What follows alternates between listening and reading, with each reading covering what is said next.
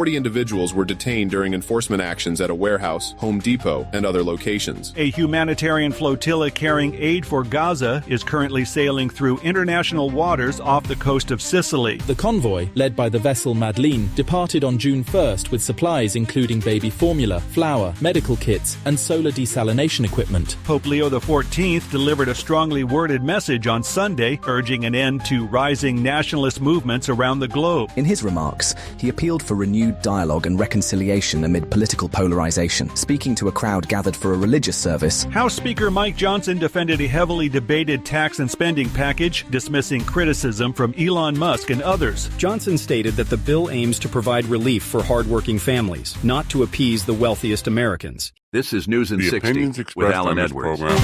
Protesters continue to demonstrate in Los Angeles on Sunday, marking the second day of the host or guest, and should not be interpreted as statement of fact.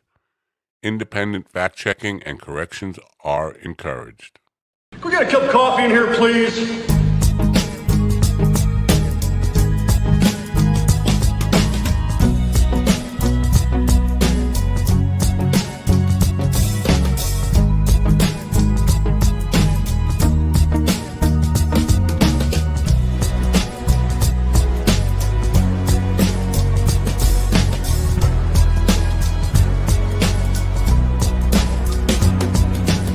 Damn good coffee and hot. My dog is your mind's best friend.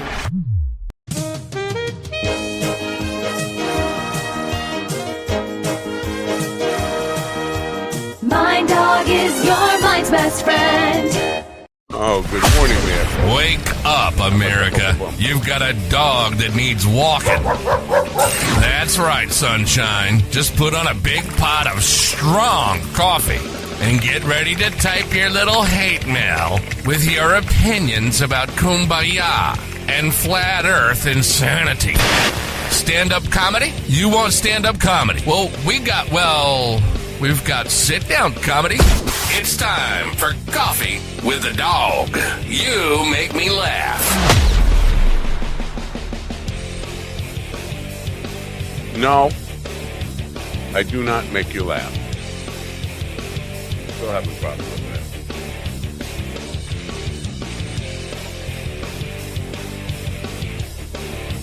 that. Wow, waka, waka, wow.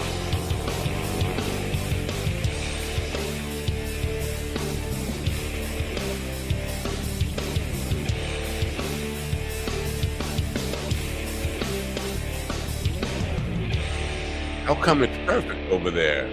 Good morning, folks. Apologize for the late start today. Some issues. Wake up. Going on. We got all sorts of technical issues going on. Yesterday,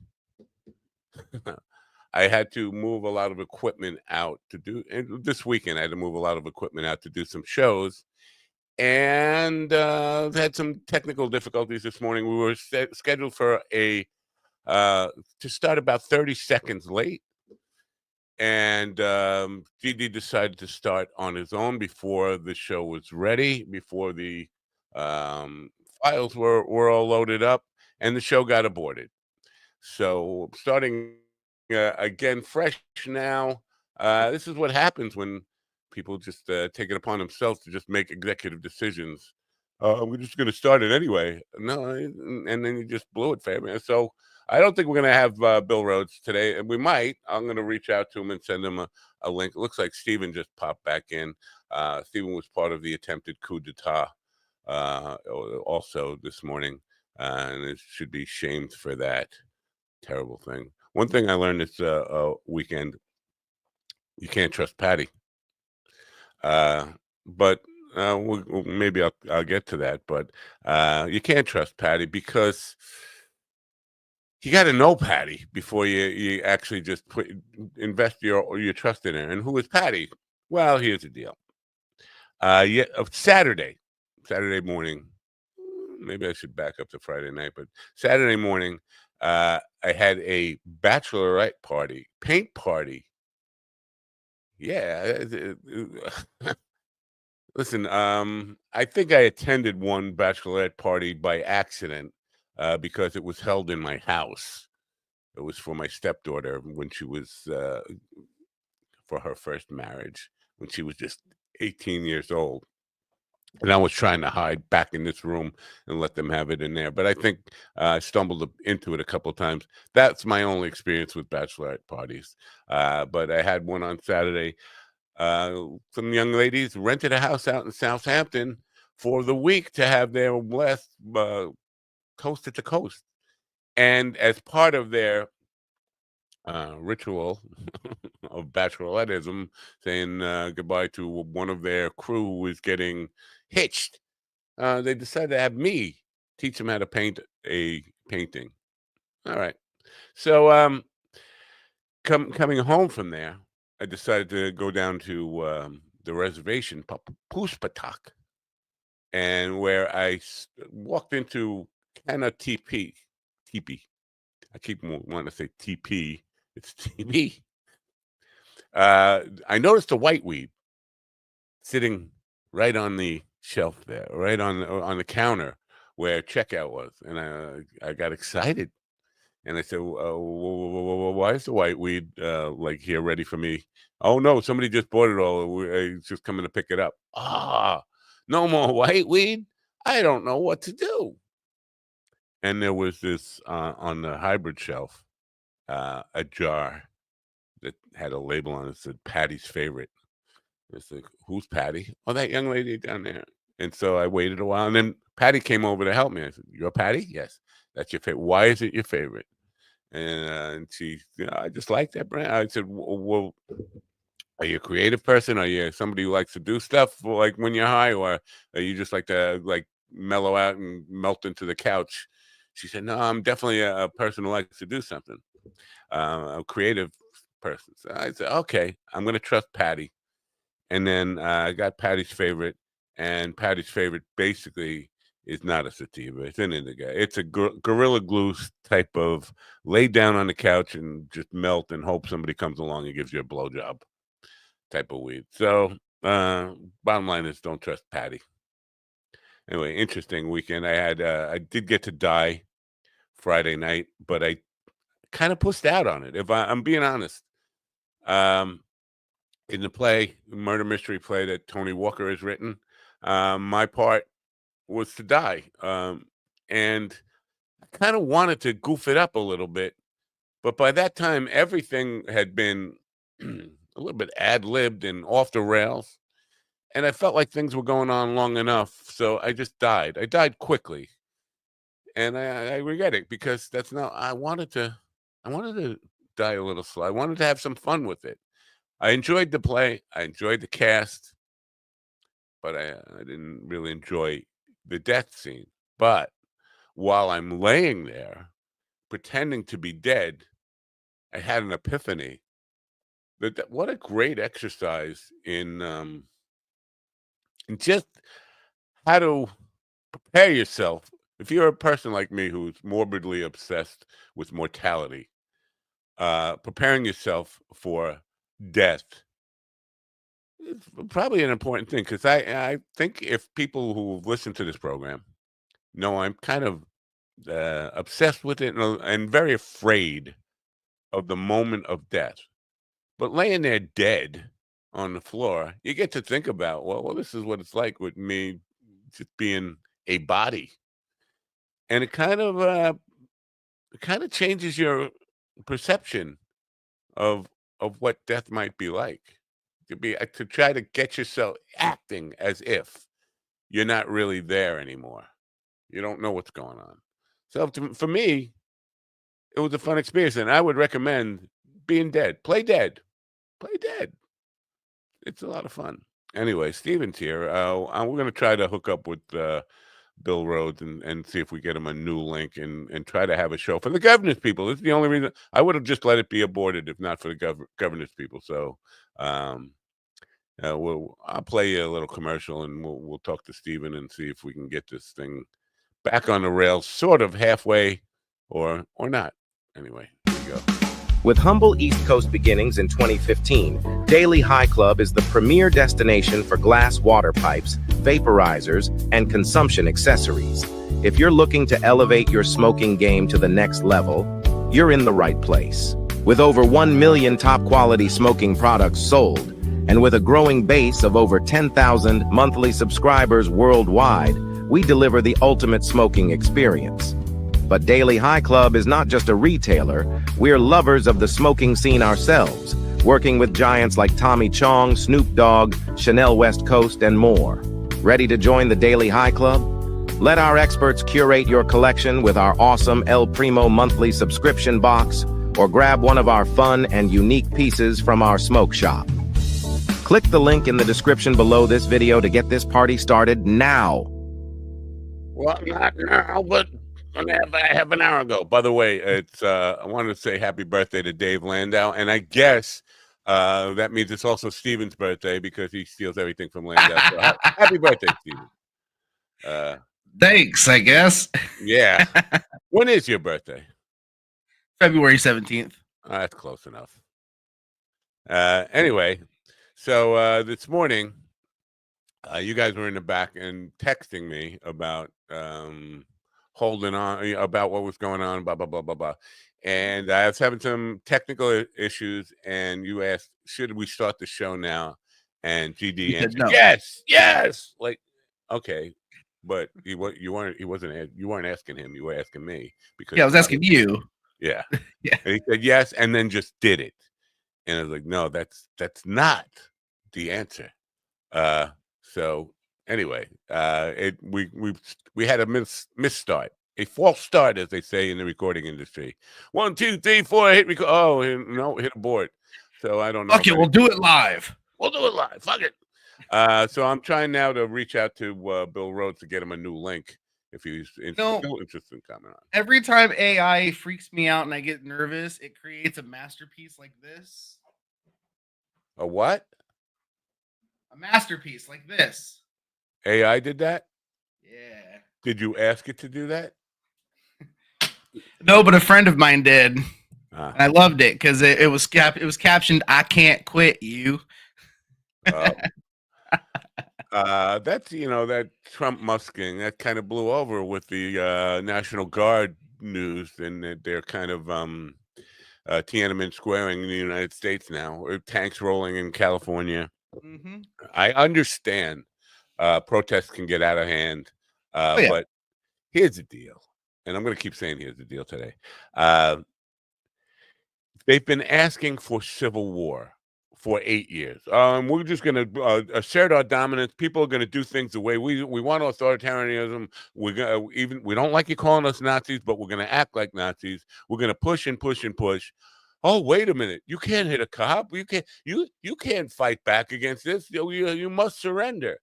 It's they're not prepared. They've been calling for a civil war, and now they're surprised when they're getting a little inkling of this might cause some unrest. It's just not planned out well, and it's not reflective of people who have studied history and know it will repeat. They will lose eventually.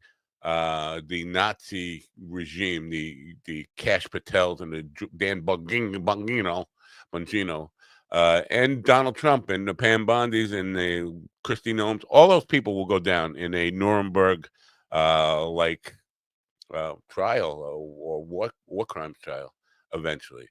But they don't see it. They don't see it coming. They should see it coming because they've been asking for it.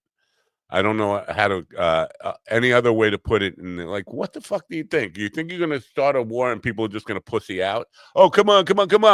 You what? And the guy doesn't chicken out. And now you're like, hey, I was only kidding. I didn't really want to fight.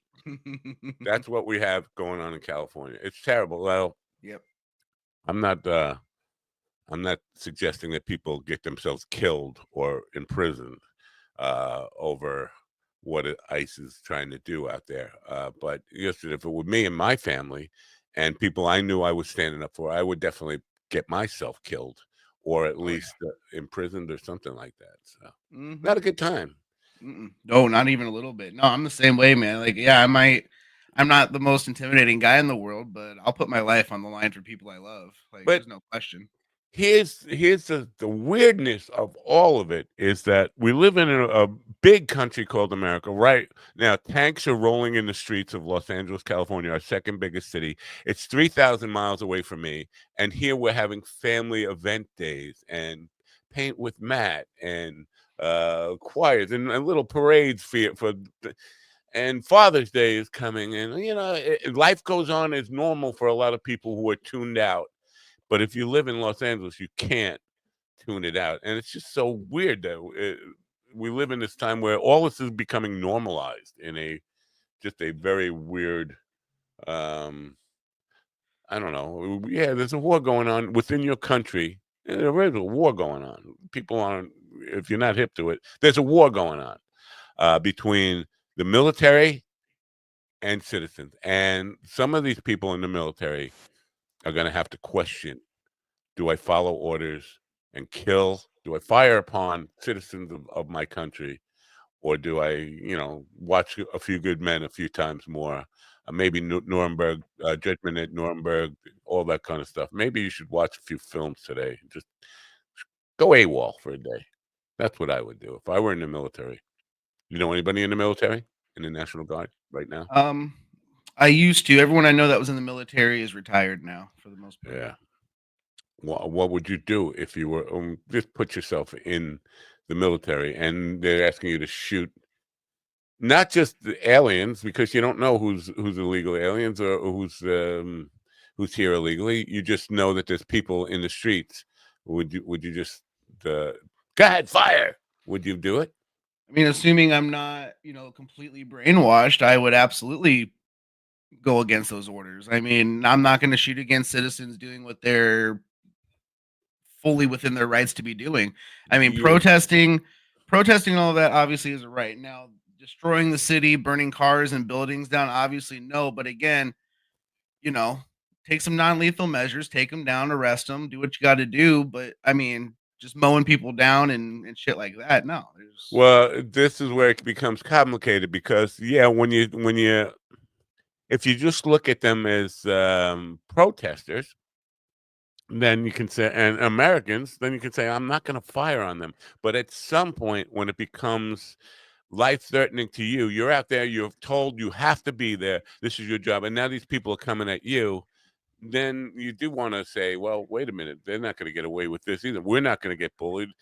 It's not about the politics. It's for us. It's about my job and what I'm signed up to do and what I'm obligated to do. And now you're coming after me, and I'm just doing my job. It becomes really complicated for those people. So I'm not judging them if they. It's not my place to judge, but it's a very fucked up place we find ourselves in, and we only find ourselves in this place because Donald Trump has taken over the Republican Party and just forcing his will and his way upon America. And because in a democratic society, democratic republic, this would not be happening other than they want authoritarianism. Very sad to see. Mm-hmm. So yesterday, I'm doing a family event. And again, it's just like so weird that this is going on and everybody's just coming out to a family thing. And I'm doing it's a lot of work to set up. I learned this. It's a lot of work to set up for an outdoor family event thing where you're just selling your paint classes. But it turned out, and I should have known this my first time doing it, little kids. I almost said, Steven, I got a deal for you. I got a boatload of 7 and 8 year olds. What can make me an offer? Oh my God. That makes you worse than me. Yeah, I know. I'm a trafficker. Yes. But I wasn't that way at first until I gave them these little kids. You want to paint? You want to paint with me? Yeah, I get. So here's your brush. Here's your paint. Here's your little canvas. And here's what we're going to do. And then all these little kids start coming up. And the parents are like, oh, thank God for this bald-headed doofus. They just leave. You leave me with your 8-year-old, your 7-year-old, whatever. And they're all like asking me questions. They went, oh, I'm sorry, I missed it. What do I do? Can you fix mine like this? And I'm in it. Now I have like 16 little fucking kids, and they're all asking questions at once. And I'm like, yeah, I'm working with this one now. and I'm not a fucking kindergarten teacher. I don't have the sensibilities or the personality to be a kindergarten teacher. And it's just like, my wife shows up. I said, this is all your fault. You did this to me. And now it's becoming, I want the parents to see that you really don't want, that's not the guy you want to leave your kids with. You're going to come back to a injured child. He's going to lose his mind at some point, but it wasn't happening. So the lady who ran the thing said, "You were a rock star. You made this event." And I was like, "You have no idea how frazzled my nerves are with these fucking kids." So surprised these kids didn't go back home calling their moms a skank whore. That would have been good. Yeah. So and basically, I'm not even sure I booked anything out of it. One guy said he took my information and got all that stuff. He'd be calling me. I was like, I don't do kids parties. Let's be clear about this. And then somebody else, somebody who runs the event, said they have adult things that they might be booking me for in the future. But just it was so much work to end up being a babysitter for a day. It's like, no, I'll never do that again. It's just not me.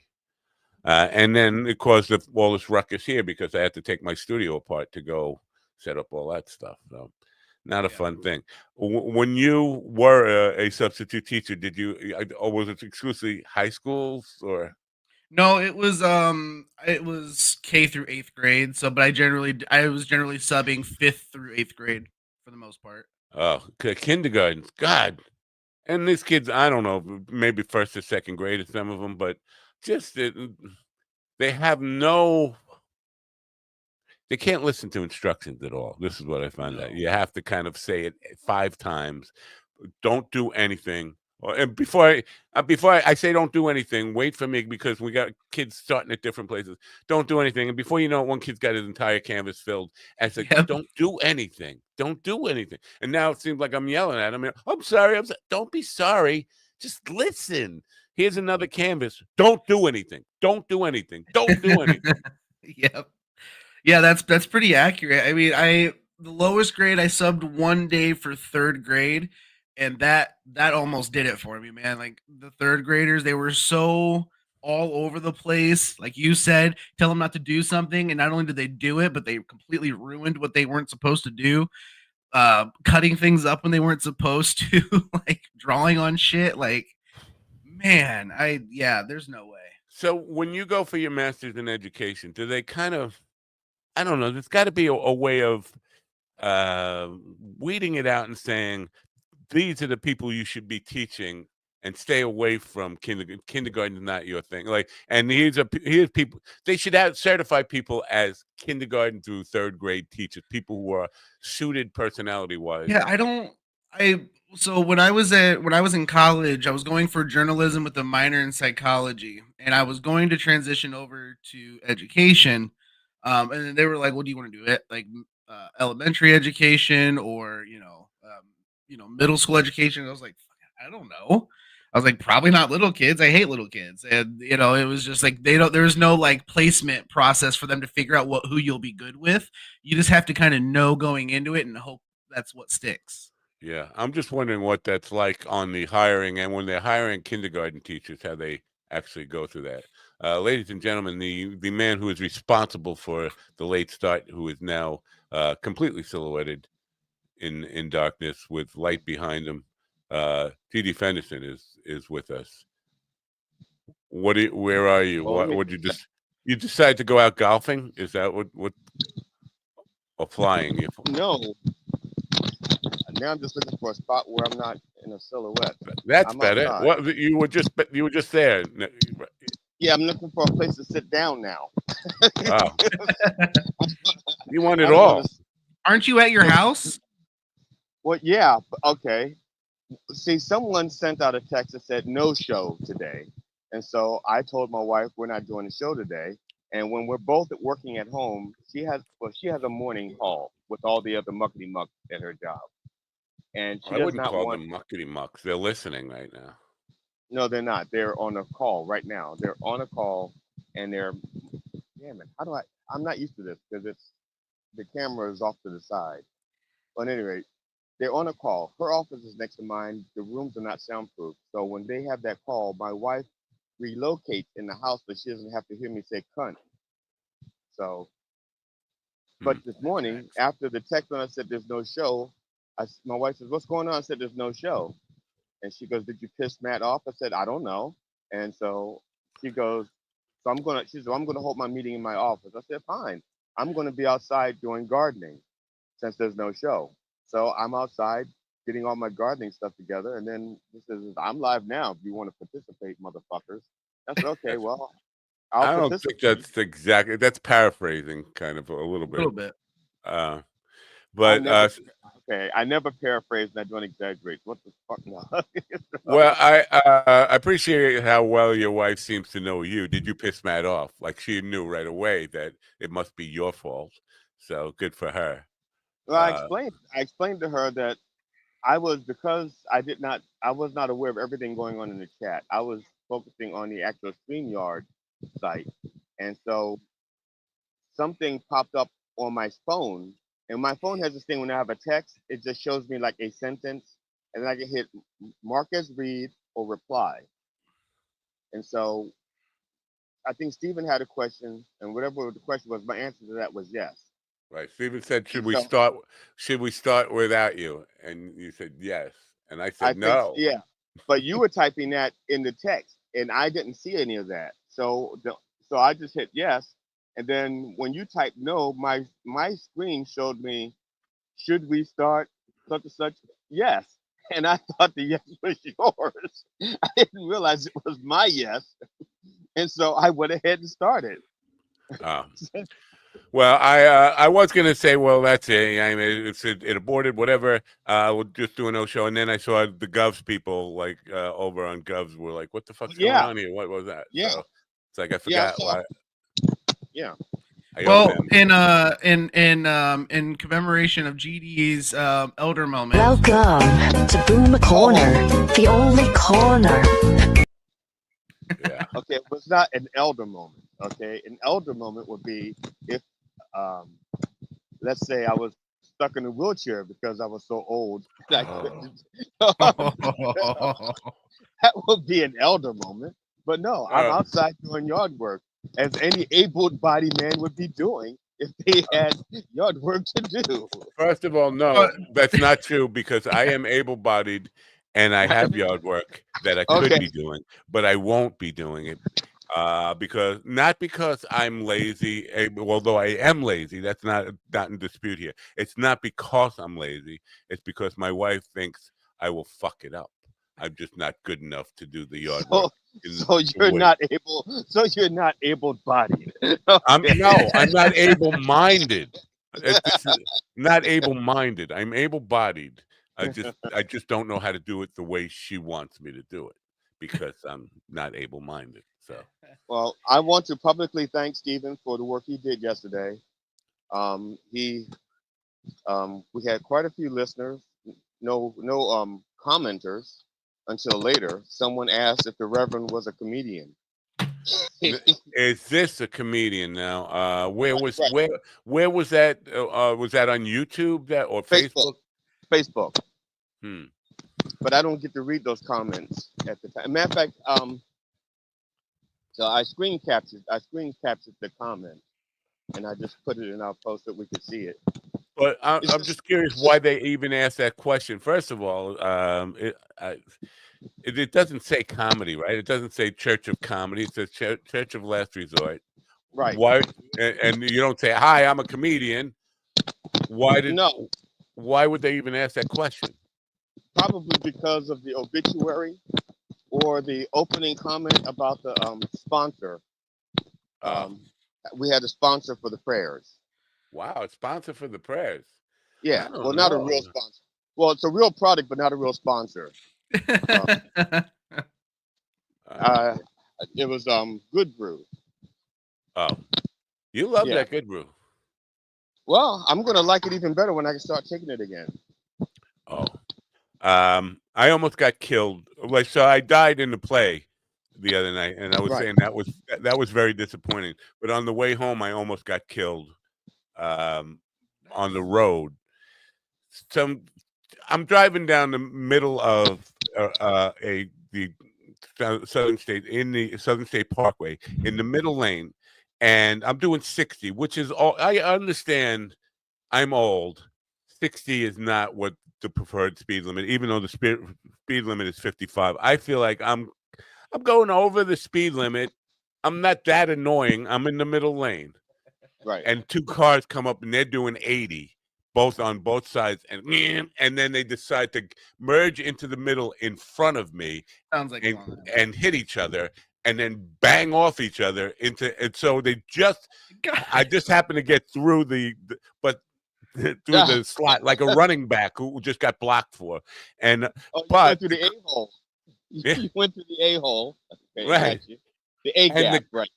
But the crash sent debris flying all over the place. Now there's a bumper coming right at me, my front window, like at 60 miles an hour. Ooh, and I'm like, oh my God.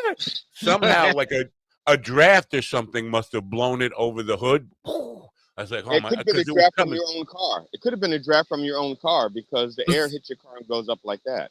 Matt, were you casting the new Fast and Furious Boomer's Revenge? Could have been. Actually, I should have been wearing Boomer's Depends because I thought I was a gun. I really like in my mind. I'm thinking. I kept saying, I can't wait to die tonight. I can't wait to die tonight. I meant in the play. Yeah, you manifested it in real life. You son of a bitch! Look what you did. Bill's here, by the way. So somehow, but I did run over something. Hopefully it wasn't a person. No, it was something metallic. But I was like, oh my God, that had to fuck up my car. Then it definitely was a person. No, it's metallic. My wife and I had a similar incident in we were driving to Maine and a tractor trailer lost its tire and it starts to bounce. Matter of fact, when the tire came off the tractor trailer, it passed everybody. It took off. Like we were all driving like 65 miles an hour, and the tire was probably going 80. It just took off and passed all these cars, and went across the lane and was bouncing, and it got like right in front of us and was in midair, and so I slowed down when it was bouncing, and when it got up in the air, I sped up and went underneath of it. And my wife goes, "How the fuck you do that?" Luck. I told her, I said, it was just reflex. I saw the tire coming and I knew it was going to bounce. I just didn't want to hit the tire. And that's the only thing I was thinking was don't hit the tire. So I guess subconsciously my body goes, oh, okay, you don't want to hit the tire. Let's do this. We lived right off of this major road in Alabama, and this truck had a tire pop off. What? There's a major road in Alabama. It belongs to the U.S. government. It doesn't belong to Alabama. Well, we lived on Ross Clark Circle, and this tire came off this tractor trailer, and it bounced and it hit our house, and it caved our wall in like 3 inches because it hit so hard. Wow, wild. So then Saturday morning, coming back from the bachelorette party, I made a stop in Poospatuck, met Patty. Don't trust Patty, by the way. I think I covered that. But then driving up William Floyd Parkway, there's a small airport. I think it's called Garibaldi. I don't remember the name of the airport. But I heard what sounds like a broken lawnmower. And I look up, and there's a plane, black smoke coming from it, and it's doing the teeter-totter. The wings are going up and down one side. And I'm like, wow, that's fucking low. This guy's going to crash right into the fucking highway. Right in front of me now. I see him, and it feels like it was like in slow motion, like, because I saw this thing coming, and like, I'm thinking, oh, here it. So I didn't die last night. Now I'm going to die today. And this thing looks like it's going to crash. It takes off the top of a tree. Boom. And I was like, oh, this guy's dead. This guy's dead. And but I went home and I looked it up, and no, there were no crashes at the airport. He must have figured out a way to, but he took out a big chunk of tree like a chainsaw, just chopping off. You can hire this guy to do your tree trimming for you. But it was one of those days where one of these weekends, like the world is out to get me. I'm never gonna say I'm looking forward to dying again. I saw Final Destination on Friday, so I was waiting for something like that to happen all weekend on the way home. Yeah, are we gonna play the news? Yeah, nah, we're just gonna say hello to Bill. Why don't we just bring it? Do we have to do the time every 15 minutes? No, we don't. Okay. Yeah. All right, let's say hello to Bill Rhodes. Bill Rhodes is a tell me about Bill Rhodes. He's a I don't even have it in the Bill Rhodes is a road dog comic from Austin, Texas, who has been seen on Kill Tony multiple times. Funny dude, pierced nipples, cuddly, sexy. Ladies and gentlemen, Bill Rhodes. Wait, you say pierced nipples? I wasn't. This is one thing I was not. Isn't that like a hippie thing? I thought that was Pierce Morgan. Yeah. Pierce good morning, Morgan. Bill. It was a Pierce Morgan. Yeah. Is that true? You have pierced nipples? Yeah. Yeah, wow. He put that in the chat. He put that in the chat. Why? Because I'm fat. It's they're terminals for my pacemaker. Was that extremely? Was it as painful as I imagine that might be? Yeah, I'll share a little more. I also have a Prince Albert, and my nipples hurt worse than that did. Yeah. Well, did it really hurt worse? It did. Yeah. Wow. For boomers who are now, I think I know what a Prince Albert is, but for boomers who are not sure, please can you explain in graphic detail? I think everybody knows tobacco products. My God. Yeah. It's a nose piercing for my other friend downstairs. Yeah. Wow. He's got a pierced dick. Yeah. But now I said Pierce Morgan. Right. Now it's pierced organ. Yeah. When they let's get because this is fascinating to me.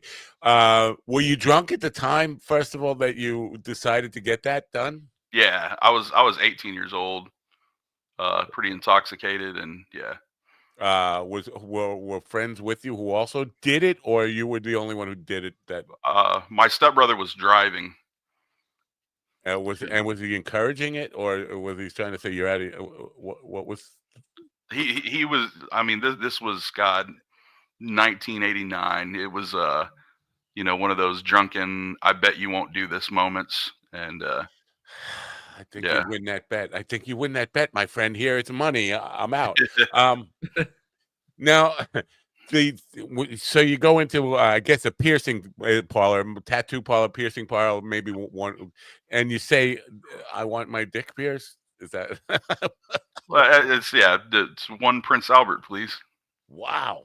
Now, my question because when I was 50, I got circumcised, but before they circumcised me, they wanted to see my penis erect, and then they just wanted to torture me. That's all.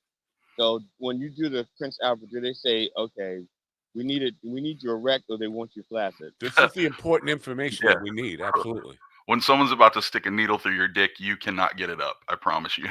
I beg to differ, but okay. You don't have to beg. No. You don't have to beg. We'll allow it. Go ahead. Look, people have different turn-ons. You're obviously different. People have different turn-ons. Okay, I'm just saying. There's some people that would go like, "Oh yes, a needle. Oh God, yeah." That wasn't mine. That wasn't my turn on. Especially drunk. And this, you have to take that into account that you were drunk. It's really hard to get it up if you're really drunk sometimes. So. Yeah. But again, so now, where do they put it? Do they put it through the foreskin? Do they put it? Where is the? It goes in the hole and out the bottom of the head. Bill, just show us. Just show us real quick so we can. No, I'm just kidding. Oh, mommy. Now, Bill, have you seen? I usually bring it up when we talk about body modifications, just because I haven't been able to find the movie since. But I remember in probably 2010. Right when Netflix just started streaming, they had a movie on there about body modification, and they showed like people doing it themselves, even like putting BBs like in their dicks, and piercings, and like split heads and tongues, and just all sorts of crazy shit. Have you ever seen that? No, I'm honestly not a big TV movie person. Gotcha. Yeah, it ruined it for me too. I'm so glad we've learned this about you here today, because this is not the way I thought Monday morning would go as for me, visual effects within the brain here. But so, do you keep it in during sex? I've taken it out probably three times just to swap them out. Wow. And it doesn't interfere with your sexual performance. Like, I would think it would still hurt. Like, no. I'm so used to it now. Like, it's not a big deal. What about cleaning? Do you have to take it out to clean? I mean, No, I mean it's a hoop, so you rotate it and clean it and all that. Yeah, it gives me time to a little extra time to play with myself in the shower. Ouch! It's like a tire. Okay, just Yeah. like a tire. Rotate. So you don't need to like alcohol or anything. Not anymore. I mean, and out of all the piercings, I got my eyebrow, had my nipples, ears. I've had, I had my lip done and all that. That's the quickest one all those ever healed out of all did of them. nothing compared to your dick hole. But that was the fastest one to heal up. Wow. But I mean, how long did they urine is a sterilizer also? So how long did they ask you to abstain from sex after you got the piercing? I was at a tattoo parlor. Like they didn't really say anything. They were doing it while he was. How long did the guy did it with his lips? I was showing it off like daily whenever I got it done. I was a senior in high school, so. Wow. So you weren't getting sex. I got it. Okay. Yeah, and I was a male cheerleader too. So being a road comic, do you fly often? Yes, and that's what I was going to say. That's one of my most favorite things in the world is eye contact with TSA after I go through the metal detector. It's like hands on the hips and a big grin. Well, like, I know what you're looking at. How does that go? I mean, do you have to take, because with change you got to take it out of your pocket and put it in the thing. You don't have to take it out, right? Or it's like I don't have to take out any piercings or anything. There's probably crazier things that go through the airport than what I've got on. So wow. I'm just dumbfounded here. I don't think I've ever met anybody before, or at least nobody told me. Yeah, I bet you have. You just don't know it. Yeah. It's probably more of a never knew type thing. Yeah. Yeah. Now, as you get older, is there any concerns about, like, are you going to keep this with you to death? Like, I may get bored with it. I don't know. Yeah. But no, I mean, as of right now, it's like earrings, eyebrow ring, whatever. I mean, my nipple rings get in the way of more things than anything. But I imagine, yeah, like seat belts and putting on shirts to go to the gym. I didn't even think about like seatbelts and shit because, because I thought about doing the nipples and I was thinking about things to get them stuck on. Never even thought about that. You thought about it? Were you fucking stoned when you were thinking about it, or drunk? No, man. Look, we all have things we like. I like my nipples played with and shit. So I figured it'd be cool to get them pierced. Necessarily like pierced, like drag. I've always heard that once you get them pierced, they feel better to get played with. I've always heard that, so I thought about getting it done. Yeah. I just assumed that whenever a different person played with them, it felt better. So I mean, yeah. So that's what I'm saying, though. In general, I've always heard once you get them pierced, that like in general the sensation's better. So. And I talk about you can't trust Patty. This is the problem with trusting other people who give you like, oh yeah, because for years I was told about these girls who get the thing through their tongue that it enhances blowjobs. And I never got one, and then I got one, and I was like, that's no different. Well, hold on. Hold on. Here's the thing, though. So with tongue piercings, that's a different story because, sure, a regular tongue piercing isn't maybe going to enhance like a blowjob, or maybe you giving head to a chick a whole lot. But, if you get the right kind of tongue ring, it could, if it's the right shape, or maybe you get a vibrating one. The point I'm making is people lie to you because I've been taught for years and years. You hear, oh yeah, it enhances sex, oral sex, and all this stuff, and then it didn't. And so my point is that you can't trust people when they tell you, oh yeah, it's gonna enhance blowjobs and all. Sometimes people try to justify things that they do that are dumb. Yeah, I'm of the opinion that those piercings are the equivalent of steroids in baseball. Okay, the people who have talent have the talent, and they don't need the steroids. Then there are people who are like, look, maybe if I get the steroids, I can be a better player, and so they get the piercings thinking, I'll be a better later. I'll be a better cunnilingus. Yeah, either you're good or you're not.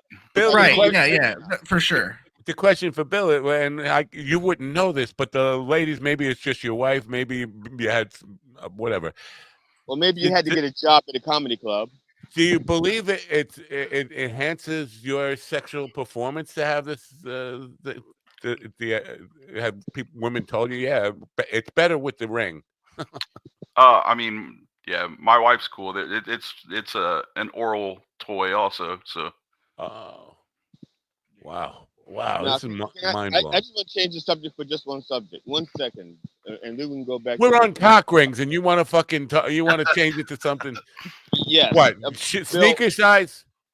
No, Bill. My understanding is that you have a side hustle where you're like a soda maestro.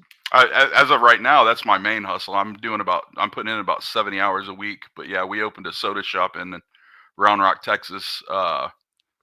And I'll just go into it real quick. So when my wife and I started dating, I was a high school football coach in Granger, Texas, a little small town, and she was living in Salt Lake City, Utah. We got set up through a mutual friend. We would fly back and forth to see each other. And, the Mormon community is pretty high and prevalent in, maybe not high, but they're prevalent in Salt Lake City. They don't drink coffee. They don't drink alcohol. So they've got these soda shops everywhere. And I stopped by one, had a dirty Dr. Pepper, and which, Dr. Pepper is like Texas champagne. I'm like, we need this shit all over Texas. And so we opened it up, and it's been a freaking hit right now. So I'm doing better money in that than I'm doing in comedy. So I'm just kind of. Oh, that doesn't surprise me. Like comedy is not necessarily okay. the road paved with Now gold. here's my question. I'm glad you set that up. Do you create your own flavors? And yes. Okay, now based on the three of us, our personalities, what flavors would you make? Like if you were to make something and call it a Matt Napo, what would you put in it? And if you created something called a Stephen Ortiz, what would you put in it? And if you called something a G.D. Fenderson, what would you put in it other than chocolate? Okay, chocolate is obviously. Oh, that's funny.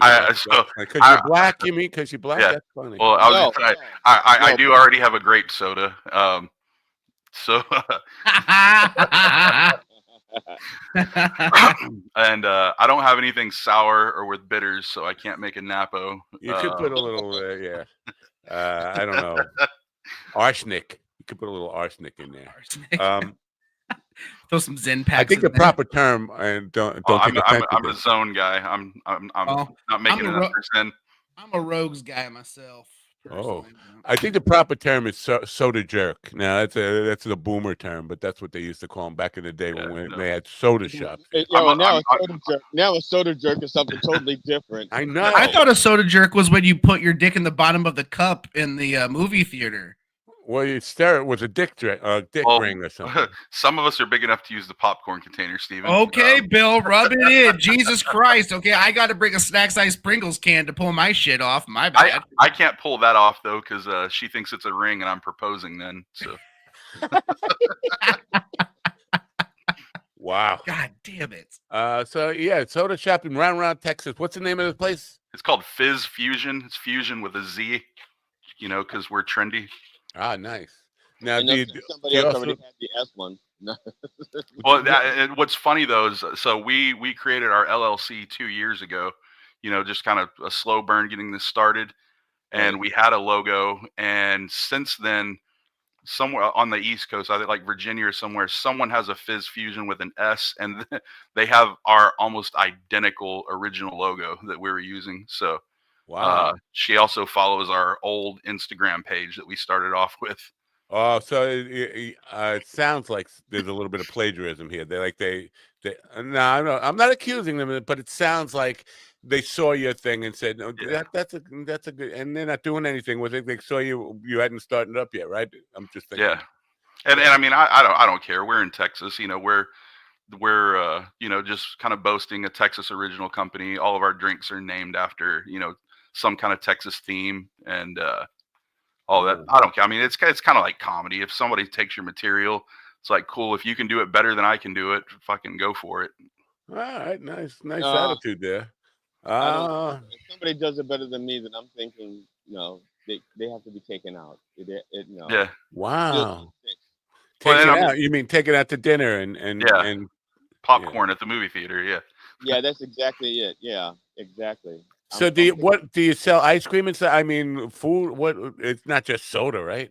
No, so it's we do soft drinks. Right now I've got like Coca-Cola, Dr. Pepper, Sprite, root beer, cream soda, lemonade.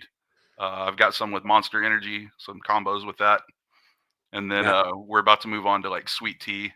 And then I mean I've got like bags of chips and like Takis and shit like that because we got a lot of kids that come by and they'll pay $3 for a 20-cent bag of Takis, and then I do the little ice pops since we're in a food truck park, and it's hot out there, so it's those little things are where you make money because those ices are 10 cents a piece, and I'm throwing them out for $1 a piece. Are you guys familiar with the food truck park? Because this boomer has never even been to one. I don't know what. Are you guys familiar with GD and Steven? You food truck park? Well, I don't know if that's what it's called. I don't know if it's even the same thing, but we have a couple spots here in town where like 2 or 3 times a week, all this food trucks in town meet and they kind of line up, and you can go there and there's like picnic tables and shit. So I imagine this is a permanent spot like that. It's we've got a stage, excuse me, a stage, a dance floor, picnic tables. They have a play area for the kids. There's I'm just looking at pictures of it. 15 different establishments there. So it's kind of a Southern cultural thing that's kind of popping off now. Yeah, we have something similar to that. Like these are just more like, I guess, just like park areas, but almost all the parks here have these little roundabouts, where you can park, and that's where all the food trucks line up. And then there's pretty similar, the tables, and I think there's one stage in Fort Wayne. But yeah, it's pretty cool though. Let's see here. Just looking at some pictures here on the web. Now, you said it's got a stage in the place? Because this is where I was going to add. Can you start doing some shows there, comedy shows, or is that? Yeah, we have that's something I was going to talk about a little bit too. I'm kind of moving away from the foul mouth teacher thing and kind of rebranding, and I'm doing a little bit more clean comedy because it obviously pays a little bit better, but I had some cool experiences doing some clean shows and all that. So my first big clean show is actually going to be here with a few other local comics. Wow. That's how about some music in there? Can you do like, coffee venues, coffee shops were a whole different thing to me when they first started doing all these kind of open mic nights and then musicians in there. Is there an evening audience for it, or is the business pretty much dead by 7 p.m.? Oh, we're as long as something's going on there, we're packed. I mean, on Saturdays, even Sundays now with the summer, we've got softball and baseball teams that'll, bring the whole team there afterwards, and they're, there's lots of great food there, and when there's kids there, the only other options are alcohol and coffee. So, right, we've got them lined up, getting these soft drinks, and they're coming back for more. And about 3 or 4 nights a week, we'll have a band or just one individual with a just a guitar and an amp sitting and playing. And and the alcohol place hasn't opened yet, so right now it's BYOB. So people come in with ice chests and listen to music and get food and all that. So now that's where your wife is still a Mormon, right? Is she okay with the alcohol sales? Or? She only did the Mormon thing when she was in high school, and as a young adult, but she left the Mormon church when she was asking too many questions. What do you think he's running from? Is there a cops? Bear? What? Cops? Yeah, I was going to tell GD too. I was running late. I'm kind of glad your power was out. I was running late. I got pulled over on my way home from the gym this morning. So, wow. Did you really? What were you doing? Were you speeding? My music was loud, and I've got my top and doors off the Jeep right now. So that's what did it. Holy crap, dude! Wait, I've never gotten pulled over for that. When the cop pulled you over, did he say, "Do you know why I pulled you over?" And you said no, and he said because your music was too loud. Oh yeah, he said it was a little disturbing and distracting while he was driving. Which, I mean, it's not a legal stop. I asked him what law I was breaking, because in our town we do have a decibel thing, but it's not until after 10 p.m. So. Right, that's why I was confused. I was like, because mostly even where I live, there's a sound ordinance, but it doesn't go into effect till 8 or 10 p.m. So I can, I blare my music with my windows down and shit all over town. GD, you're muted, but I want to ask you like what you were running from. Was there a bear? What were you running from? Is he still muted? Yeah, that's funny, GD. That's funny. That's funny. No, it's not a mute thing. Hello? Yeah, I'm here. I was running towards something. Today's my trash day, and I went out and I saw my trash cans had already been emptied, And so, or at least I thought they were emptied. I didn't check them. I just saw that the cans had been moved and the lids were not like I left them. So I put the cans away. And so the trash truck starts backing up my driveway. And I'm thinking, did I just assume that my trash cans were empty? I didn't look inside them. And so I didn't want them to come back up and to get my trash and I didn't have it out there, or for them to back up and they didn't have to because I have a pretty long driveway. So that story is just a bunch of garbage. So you didn't move your trash cans and be like, oh man, these feel full or empty? So when you got muscles, they always everything. Oh, you have muscle. Your muscles haven't been muscles for 25 years. That's a really sad thing to say. That's you really disrespectful. But it might be accurate. Stephen, I am cutting up a 65-foot pine tree with a 14-inch chainsaw. You think I don't have for a fucking month? Thank God he said chainsaw. Yeah. You know what? You want to talk like a tough guy? Call us back when you got a ring in your dick. No, I got circumcised at 50. I don't have to worry about the ring in the dick. Okay? Circumcised is a whole different thing. Now, I'm gonna make you a little skull cap for your dick now. It's probably cold. Yeah. Hell yeah. But there was a case, I just read about this the other day locally here, a kid who got circumcised and they botched the circumcision. I was like, wow, my God. Hear about that a lot. You hear about that a lot? Hold on. Let me preface that with one of the things that the atheists back in the day, the big things that they hammered on was genital mutilation for religious purposes, circumcising boys and girls. And so it was a thing that was hurt. It would pop up in the news all the time due to the algorithm. Like, well, GT's not a Jew, first of all. So what? How do you know? I don't know, but because he waited till 50 to get it done. Yeah, or maybe he just realized he was a black Israelite really late in life. I'm not a Jew, and I had it done. Well, there's a little eighth of a Jew, but it's not for religious reasons. The eighth of a Jew is his dick. He drinks a the eighth is that tip around my dick. But it's not for religious reasons. People do it for cleanliness. I don't know what they're fucking do it for, to be honest. Because they don't want a place for you to stash your weed. That's where I put my Zins. Yeah. You're not supposed to do that. Zen said to stop. Wait, so you're uncircumcised, but you have a cock ring? We're getting deep into this now. No, well, this is what the people I told you just to whip it out. It would answer all the questions. Yeah, I didn't get circumcised. I was almost so it's dead like a tube snake with a tube snake with a ring in it. Yeah. Wow. Now I was the only boy child that my mom and dad had that didn't get circumcised. The other ones got circumcised. Now, why did they leave you out? They figured they were just being cheap. No, because when I was born, I was sick, and they didn't want to open up anymore. They weren't sure that I was going to heal or not get infected. That was the same with me. I was 4 weeks preemie, so they didn't want to. This my shit. Botched circumcision has led to the kid needing a heart transplant. I was like, what the? It's around the infection probably got to his heart. How much blood did he lose on that shit? I don't know. That's what I'm like. And how do you fucking botch a circumcision? It seems pretty easy. You just don't. He probably moved or somebody sneezed or some shit. Like, I don't know. Mine turned out fine. I've got no complaints. So. I know.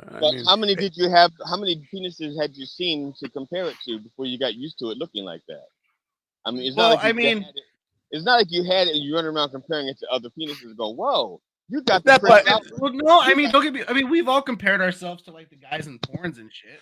It's not even so much looks or any how it came out fine. I didn't have to get a new heart because somebody cut off a few pieces of skin around the top of my dick. That's not botched. It's not like comparison. Oh, look, I look like Johnny Holmes. No, we have the same cock.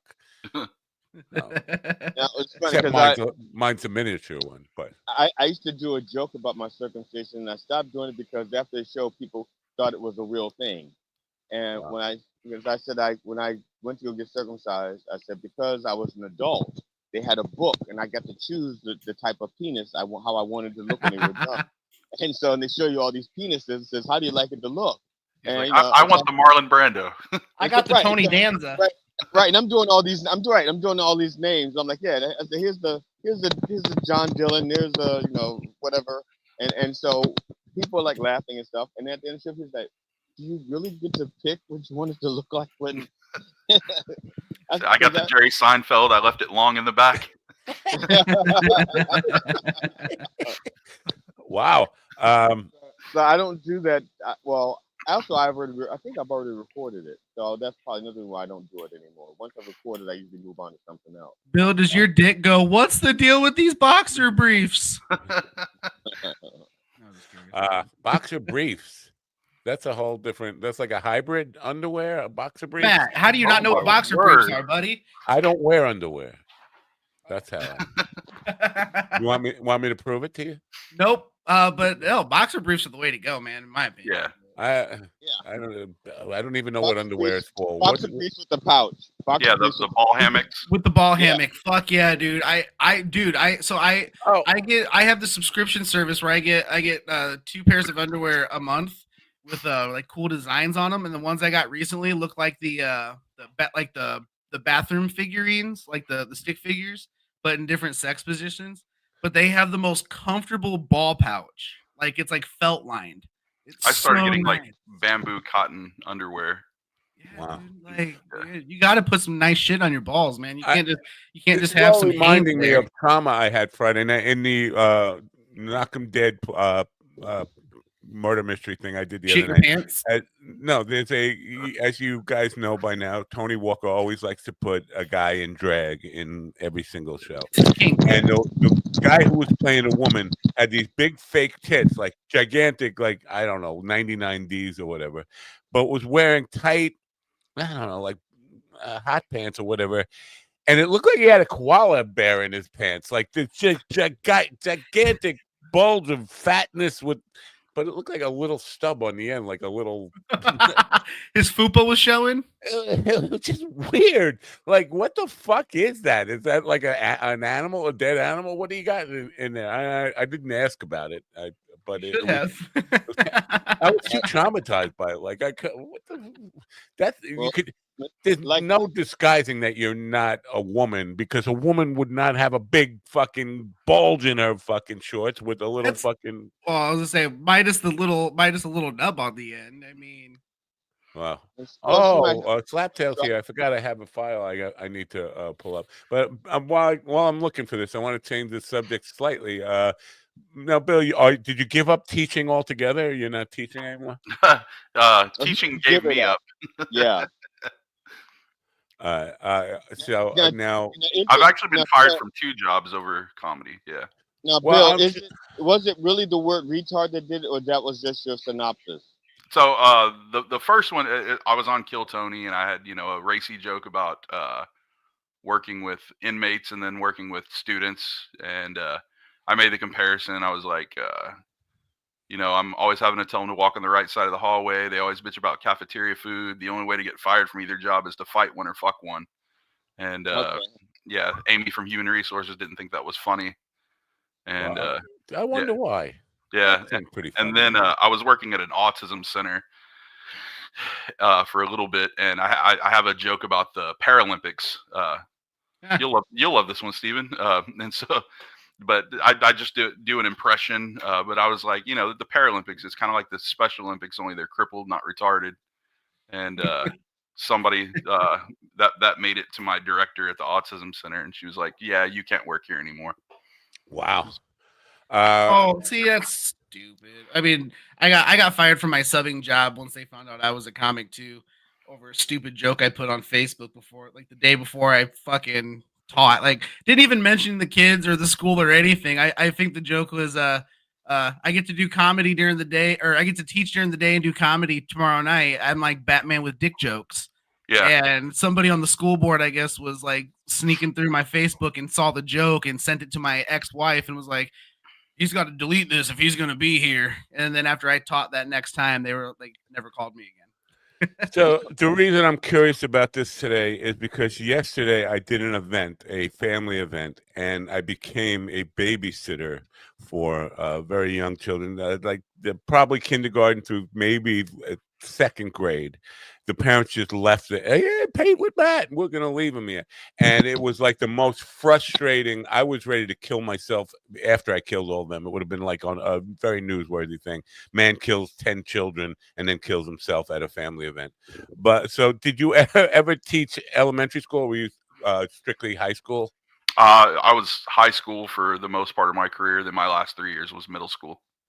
Did they make any provisions about who should and who like when you're going through college to get your master's in education and all this stuff? Is there any way of saying this person should be is only qualified for middle school and above? Don't let them in elementary school. Don't let them. When I went to Concordia University, and they're really good about doing like observation programs while you're going through the system and all that. And I mean, we had people just straight removed from the program, and the school told them, "We're not going to, put our stamp on you as an educator." Wow, that's all. I think I would qualify for that on day one. But yesterday, it was apparent that one young child can drive me crazy. 11 of them, or 10, or 12 of them, whatever it was. It was just way too much, and I was frazzled. I felt like I got beat up. So I think the point I was trying to make earlier is that the education system just certifies you as a teacher, and then you're out there and you go to schools, and it's up to the school to just say, yeah, we're hiring for a kindergarten teacher, and really vet them well, personality wise, right? No, you have certification. I know in Texas, I don't know if everywhere, but like in Texas, you have different certifications you have to go through to teach. Like you can be a kindergarten through 6th grade generalist, or you can go like 4th to 8th grade history, or 7th to 12th grade history. So your certification puts you, or it allows you to teach certain grades. And in Texas, we're so short that you can teach 1 year out of your certification while you're pursuing a certification. All right. Now you're a big dude, and because I saw a video clip on Twitter, X, whatever you want to call it, of a teacher who was a high school teacher in an altercation with several students, and he was fighting back, and then it became more than just fighting back. After he started to win, he started to like. Oh, that was a skit video. I've seen that video. It's what? It's a skit. Yeah. Oh, it is? Not a real video. Yeah. I don't think you were talking about the same one. The teacher was wearing a white shirt, had glasses, hit the kid's face into the desk. No. Oh. There is. It's in the hallway. Some guys are pushing back. They push the teacher. He punches the teacher. Punches him like 3 times, and then the teacher starts hitting back. And then like 4 or 5 come to get the teacher. And now one guy's holding the teacher back, and he does a headbutt back into the guy, like smashes his nose. And then he's fighting with the guy who punched him in the face, but he's like on top of him and like pounding. Oh. And people are saying that's wrong. Like, have you ever? You're a big dude. I'm sure kids who get unruly are not going to be quick. But did you ever have anybody get like aggressive with you, like in the high school? I had one middle school kid who tried to put his hands on me, and he kind of lunged at me, and I stepped aside, and he fell. And so everybody laughed at him, and then he ran out of the room. So I've never had anyone get a hold of me and try to fight. That's the only one. And I actually just saw his mugshot in a local Facebook page. Could have predicted that one, right, Kreskin? No, yeah. Now, Bill, was he charged with aggravated lunging? Aggravated lunging.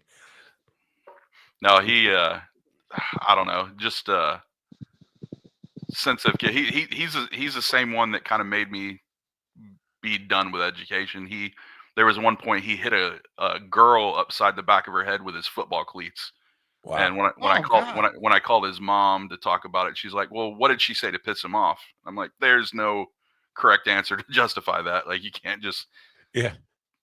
So what did he? That well. It reminds me of Dana Gild's. Adolf Hitler got married at midnight. he killed her by lunch the next day. What did she say? Shalom. Yeah. Shalom. Oh, that would do it. Oh, that's the one. We have breaking news. Good morning, Matt and GD. I'm here at Wax Wings Brewing Company in Kalamazoo, Michigan, and I'm here today with Brent. Brent, how are you today? Great, thank you. Brent, let me ask you a question. Do you know who Steven the Sitcom Ortiz is? I've never heard of that person before. Of course you haven't, because he's a fat loser from Indiana who thinks he's a, quote, comedian. Clearly, he's making no dent in the comedy community whatsoever, and is just a fat, Amish-looking potato. It seems like it's a trend. Wouldn't you say so, Brent? It seems like it. Even now that I've described this individual to you, do you have any interest in seeing one of his comedy sets? No. Of course not. Who would? Reporting to you for Coffee with the Dog on My Dog TV, I'm the Beef Man. Back to you, Matt and GD. Beef Man's efforts. Good morning, Matt and GD. I'm here at Wax. How do we undo that? How do I make that my ringtone?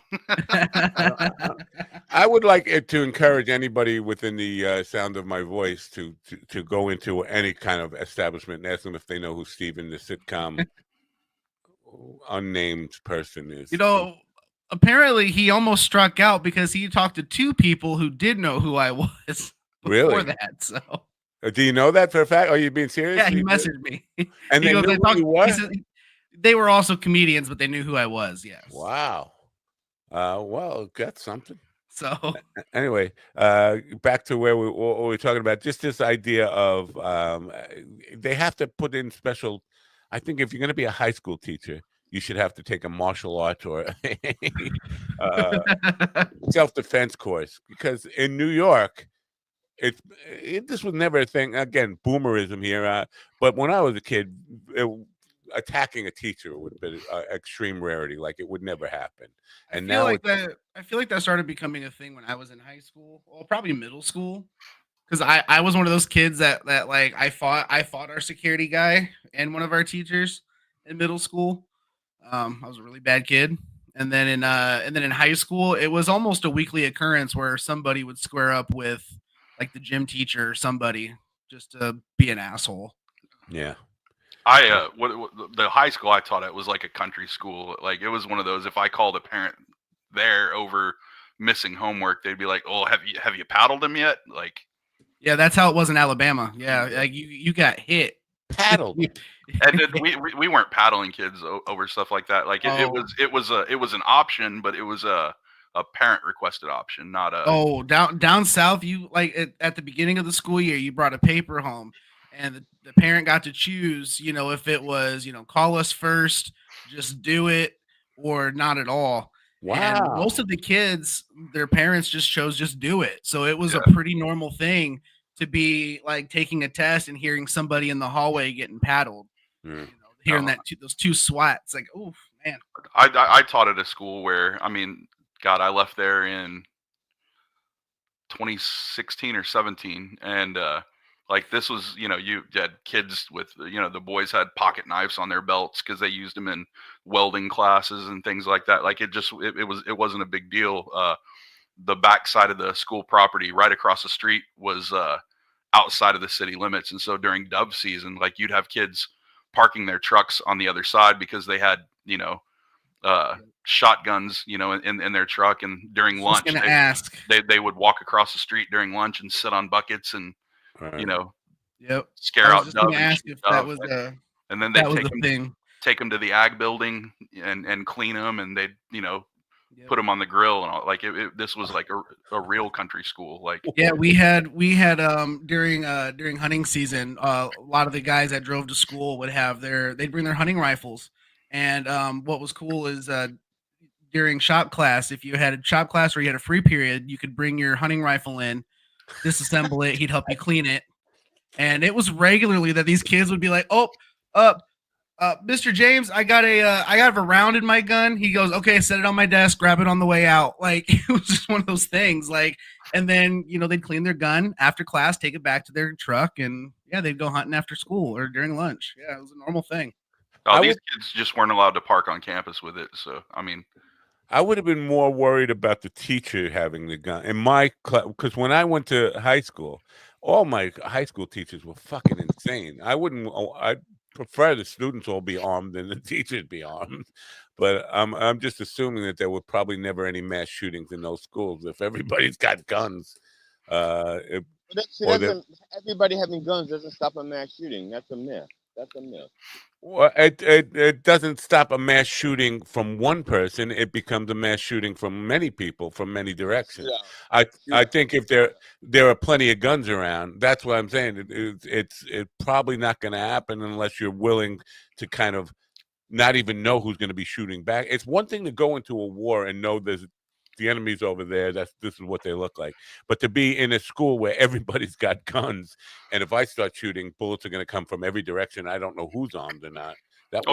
And that's you get a lot. They need to arm our teachers. Blah, blah. First of all, y'all don't trust us to pick what fucking books kids can read. But then like, if police are coming and they're trying to take out a shooter and they hear multiple gunshots, they're going to shoot the first people they hear gunshots coming from. And so if you're a teacher trying to defend or whatever, you could be, the first one to get a bullet in your head from the police department or, and I mean, I'll go as far as to say, maybe you have established people that the police department know about, but there has to be communication. Everyone has to know what's going on. Because if I'm a teacher in a classroom and I've got my kids behind bookshelves and I'm posted up with a gun, trying to protect, and the cops are coming through, that's a shooter or a cop, and so they walk in and they see me with a gun, they're like, oh, this guy, pow, and there's so many ways things can go wrong. Yeah. Wow. Let's change gears again here a little bit because you are transitioning. Back up here. Transitioning to a clean comic. Now, you are not just transitioning from a guy who wasn't a clean comic. You are transitioning from the foul-mouthed teacher. That's not like it's in your name that you're not a clean comic. And all of a sudden, are you having to rebrand? Yeah, I am. And I mean, this taking off of comedy for a little while to do this soda shop gives me kind of time to disappear, reappear, and just kind of go with things. I'm not just going to stop doing the comedy I was doing. It's just, more kind of the public image thing. I'm going to take down a lot of my dirty stuff online and, things like that. But, I can still go into Austin at Shakespeare. Very rare for somebody in show business to do a rebrand. And, we see it in products all the time. And sometimes they work out for products, and sometimes they don't. But I'm thinking you have a website that is the Foul Mouth Comic, right? Yeah. Foul Mouth Teacher. It expires soon. I'm just going to Bill Tells Jokes. Okay, Bill Tells Jokes. So you have to. This is costing you something. This is a major undertaking. No, I think it's cute that you think I'm in show business and all that. I'm just yeah, it's one of those, I'm going to have to put out enough content, clean content to kind of bury what's already out there. I'm never going to, live down the Kill Tony thing because, all the viewers and all that. But I've actually, I said I wasn't going to sign up or do that anymore. But I honestly was thinking about signing up, trying to get on and doing clean sets and all that to kind of let, the past stuff sink down and the more recent stuff be something a little bit cleaner. What you may try, Bill, is since you already have that other Kill Tony stuff out there, is leave that out there, but scratch out the word kill and just handwrite in the word tickle. Like Tickle Tony. Yeah, Tickle Tony. I think he'd love that. Right, and then just dub in, have the same footage, just dubbed in a different comedy audio. Just different jokes. It won't match your mouth or anything like that. It'll look like one of those old kung fu movies. But since you already got that footage out there, keep using it. Just dub over it. I mean, I'm not going to deny, anything that I've done. It's just right. Yeah, just making other things a little more recent and all that. And I mean, you guys, y'all have seen, the number one money-making comic in 2024 was Nate Bargatze and all that. I mean, there's a lot more money in clean comedy. Whoa! When did he pass me? Damn it! When happened? Immediately. He passed you in November of 1959. He passed you whenever you got pulled over. Steven is the biggest Kill Tony fan on this program, I think. GD, I don't think I'm gonna just assume that GD has watched it about as much as I have, which I only when a guest has been on and they say here's my appearance is basically the only time I've ever seen it. Have there been clean comics on Kill Tony? People will go up there and work clean for their first minute. Yeah, I've seen a few. Brandon Ferris, he's an Austin guy who's known as a clean comic. I don't know, a few. I don't really watch much anymore. If I know somebody that's on, or if there's a comic that's on there as a guest that I like, I'll watch bits and pieces. Like the Jimmy Carr. I'm a big Jimmy Carr fan, and he was on this last episode. That guy's really, really funny. But there's some clean ones, but they get sunk below. All of the I call them edgelords. The people who are let's see how many times I can say abortion in a 30-second set. Like stuff like that, and just edgy comics. What the hell? What's the record? I don't know. Like if you come to an Austin show, it's I think it's a rite of passage. Wow, big on abortion jokes. Yeah, Austin's a super liberal city and a super conservative state, so people feel like that happen? Gerrymandering. Yeah, I just say redistricting. Yeah, wow. Yeah, it's very strange to me because New York is thought of as a very blue state, but if Long Island is completely red, red. I mean, you have the people, and I was noticing it yesterday. People who redo their house for Trump.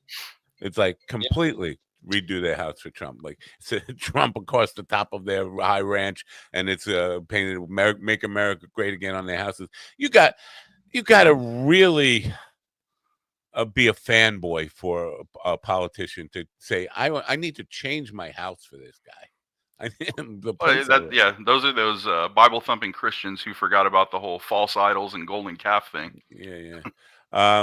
So now with that, doing the clean comedy stuff, have you written new material yet, or are you just at this point kind of just contemplating it? I've written new material, and honestly, y'all have seen most, clips, things like that, and some of the edgy stuff is what gets clicks. So that's what I've went with online. But most of my material is storytelling stuff, things like that, and I can easily just drop out some F-bombs here and there. And most of my material is, the content itself is pretty clean. It's not like dirty. I talk about my kids a lot, talk about being married, and one of my jokes, my dad's been married and divorced 8 times. It's like I always knew he was in a new relationship when the handwriting would change on my Christmas cards. Stuff like that. It's just it's real life stuff. I always tell people on Monday nights, when you're signing up for Kill Tony, before that you sign up for the open mic at the Comedy Mothership at Rogan's Club, and that's a fun crowd to get in front of. It's a hot box, but that's also you're not getting in front of all the 25-year-old comedy hopefuls in Austin. You're getting in front of people in their 30s, 40s, and 50s, people that actually have money to pay for tickets to go in a club, and it's easy to tell relatable jokes. Go and bitch about my kids, or tell funny stories about things like that, because that's relatable comedy. It's not just slapstick, or hacky. Let's see if I can make you cringe kind of jokes. It's more, it's what people pay to go see on stage now. It's not your local open mic content. Yeah. Now, do you see comedians when you walk into the streets of Austin? Sounds like a song. It should be a song, the streets of Austin. But if you were walking through, would you see? Because when I went there in, I think it was '92 or something, South by Southwest, there were musicians and songwriters and people I would see walking through and like, oh, there's so and so, there's so and so. Is it like that with comedy now? You walk down the street and almost guaranteed to see somebody who. I wouldn't say guaranteed, but it's more common than not. I graduated high school in '99, and I was a bouncer at a couple places down on 6th Street in Austin. And so when music was the hot thing, I worked at a bar called Jazz that used to exist, and that was like a musician celebrity hotspot. You know, I mean, we had McConaughey, Sandy Bullock, you know, Rainn Wilson. You know, they were all super common people to be just out and about on 6th Street. And now that, you know, Rogan's got the mothership there on 6th, anytime guests are in, I mean, you know, they're walking up and down the street to restaurants and, you know, the donut shop, you know, places like that. And yeah, I mean, it's common. Wow. Ron White's an easy one to pick out there because he lives, you know, just a couple miles from the mothership. And if he's not touring or performing somewhere, he's usually sitting up in the green room with Rogan or, you know, whatever guests they have there. And, you know, maybe I'm wrong about Ron White. Maybe you know more about this. If you don't, maybe you don't. But I could have sworn he had retired, right? And is he like one of these rock bands that can't officially retire? I'm going to retire, but then I love it too much. I can't do it. Did he retire? The story is that he retired. And the whole reason Rogan opened up the mothership in Austin is because he knew Ron was living there, and he wanted a place for Ron to just be able to perform when he wanted without really committing. Yeah, I'm not sure I believe that, but because Rogan was already living. Not that I listen. I probably believe that Rogan is a huge Ron White fan and would love to coax him into it. But I think he was going to open the club anyway. He already had moved to Austin, so I'm not sure he did it for that purpose. But I'm certain that he probably wants Ron White in there. Yeah, Ron seems like one of those guys. You don't convince him to do something he doesn't want to do. Yeah, there's you know what does Tommy Chong say about Cheech? You have to really work hard to convince him to do things that he wants to do. Yeah. That's how I am. Yeah. Well, we appreciate you being here, man. And you know, I hope the soda shop works out and is prosperous for you, but I hope it doesn't end with you not performing anymore or leaving show business that you didn't even know you were in. Well, the better it does, the more likely I am to be able to hire somebody to manage and take over and get back out there. But I mean, this is our, you know, it's our investment. It's our kind of nest egg thing we're hoping on. We're looking at a couple of brick and mortar spots to start doing some drive-throughs and things like that. We've got interested investors and all that. So, I mean, this will be, you know, a nice income that will allow me to do more on the road. Not that my wife's the definite breadwinner in our house, and taco earner. Well, she's the tortilla winner. She's Mexican. I thought she was the soda winner. No, she's got her 2 promotions she's had in the last year are more than what I made as a teacher. I mean, she's wow. Good for you. A very successful person. Are you doing a bunch of jobs in the soda shop that make you wish you were a teacher again? Like that? No, there's nothing you can do to me to make me wish I was a teacher. Wow, nothing we could. You hear that, TD? Nothing that we could do. You could put another hole in my dick. Like I mean, that's where I was going to go with it. Like let's threaten him with like 17 more cock rings. No, I'm past that. Things have changed so much. Everyone says kids change. I think adults have kind of changed. You know, they don't hold kids to expectations. Yeah, I mean, it's the same ignorant kids they've always been. It's just the expectations have changed. The proof of that is just the evolution of the parents at Little League games. Yeah, you know, the kids play the same way or not the same way, but the kids are the same. But the parents are like they've gotten so much worse. Quickly. Well, I don't know why you're pushing me out. Steven promised me a 3-hour spot today, so. Wow. No. Before we kiss, he meant on his wheelchair. He didn't mean on the show. He meant on his wheelchair. Yeah. You mentioned your father getting married 8 times. 8 times? Yes, sir. Married and divorced 8 times. I'm assuming in 8 times they can't last very long. Do you know? Is there a record shortest one? Like, there's a lot of different records, and some of my, I talk about, his idea of a one-night stand was an 8-month marriage. His idea of a long-term relationship was a 14-month marriage. Wow. I mean, he had one wife where, when I was in high school, it was during track season, so I didn't get out to visit him a lot. He married and divorced this woman before I ever met her. Wow. Yeah, I mean, he knows he knows he's the problem. He's retired. He's got a house down, Surfside, at the beach, and kind of close to Galveston, Texas, and I love it. Yeah, he fishes and yells at the birds. But you've been married once, right? I'm on my third one. And that's material too. My first wife is my kid's mom. I kind of joke around. I'm like, we didn't see eye to eye on how we wanted to raise kids. I wanted good grades, be respectful, and she wanted to screw other guys while I was at work. And I remarried. Yeah, and I ended up with full custody of all three of my kids. My boys are the older two, but I have a daughter, and I was like, I got fixed immediately because there's no way I can handle two daughters, let alone one. But I remarried pretty fast after, just kind of felt like I needed a woman in the house with my daughter, and ended up marrying a bipolar alcoholic, and like we can't afford two of us in one house, so that didn't last long. She was a woman, but she did qualify as a woman, though, right? Yes, and then I went 11 years, by myself, and then had no plans of getting married again. That's what I was going to ask you about your father. Did your father ever have I don't think he could have with 8 wives. Did he ever have like a long period of, you know what, I'm better off single. Maybe I'll just see what it's like to be single. Gosh, so he married one twice. She was the dumb one. No, just love her to death. She was probably my favorite stepmom. He had one where they were only married for a little while, but they lived together for like 2.5 years. I think my mom was his longest marriage. I think they were married for 8 years, 8 or 9 years, maybe 9 years. But yeah, every other one before my mom and after my mom was maybe 2-3 years tops. Yeah,